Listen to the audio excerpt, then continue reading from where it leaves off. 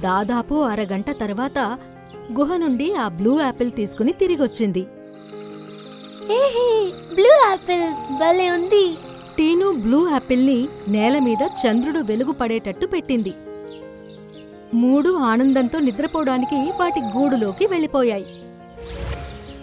ఉదయం కోడి కూతతో ఆ మూడిటికి మెలకువ వచ్చింది. అమ్మ, ఉదయం అయిపోయింది. ఆ బ్లూ యాపిల్ మాగుంటుంది కదా. పదండి పిల్లలు. మూడు పక్షులు వాటి గూడు నుండి చెట్టు కిందికి వచ్చి చూశాయి. కాని అక్కడ బ్లూ యాపిల్ కనిపించలేదు. అరే, అలా ఎలా జరిగింది? బ్లూ యాపిల్ ఇక్కడే కదా ఉండాలి. అప్పుడే అక్కడికి కాలు గద్ద కూడా వచ్చింది. అరే టీను, ఇంకెందుకు ఆలస్యం? వెంటనే బ్లూ యాపిల్ తీసుకురా, తిని పెడతాను. టీను బాధపడుతూ జరిగింది మొత్తం కాలుకి చెప్పింది.